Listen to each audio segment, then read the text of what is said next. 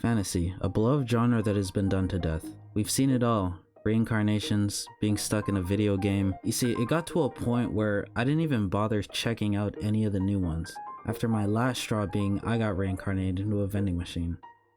You see, it's always got the same concept, slowly diminishing from what it once was. I loved this genre as a kid. We had Overlord, Sword Art Online, Log Horizon, ReZero. All these shows were great at the time, back when I thought being a beater was badass.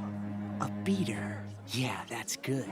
But over time, I have to admit, fantasy became a tired concept. Because isekais were so tied with fantasy, I feel like every author forgot that not everybody needs to be reincarnated. But sometimes, there comes a few good ones that take the genre and spin it into something new, something refreshing. And this season we got Sentenced to be a Hero. When I heard about this show, I thought it was another isekai being hyped because of good animation. But it's been a while since I ever watched a good fantasy show, so I decided why not and jumped in. And after the fact, I understood why it was so praised. It feels different than most fantasies that get pushed out every season.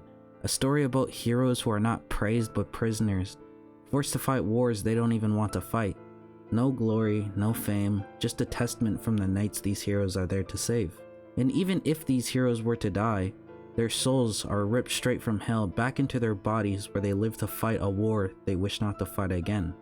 Where the soldiers are weak, overwhelmed by the sheer numbers of creatures that fight against them. Like, they do have magic weapons that kinda work, but these creatures are mindless beings where their only mission is to kill the opposing side. There's so much world building in this episode. The heroes, the knights, goddesses who are used as weapons from humans, demon lords who are able to brainwash almost any living thing into their own soldier. It's kinda like seeing Ainz attack with strong undead but from the opposite side. It's absolute mayhem and I love every second of it.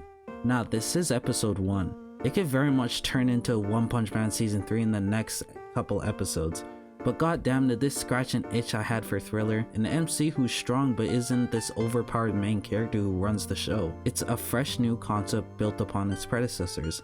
And even after all that glaze, I haven't talked about the animation. I love when studios try something new. Now, it's not the most newest concept. It has that manhwa art kinda like Tower of God, where they use thick lines in the art in bright colors. Mixed with a high budget, you get a beautiful eye candy that you won't take your eyes off until the end of the episode. Now, I don't know whether this is going to be Anime of the Year. This season is absolutely stacked and is competing with a lot of titans who already are pretty established. But this is a very promising story, one that I feel we haven't gotten in a while. A dystopian society with a lot of questions waiting to be answered. Subscribe if you liked the video.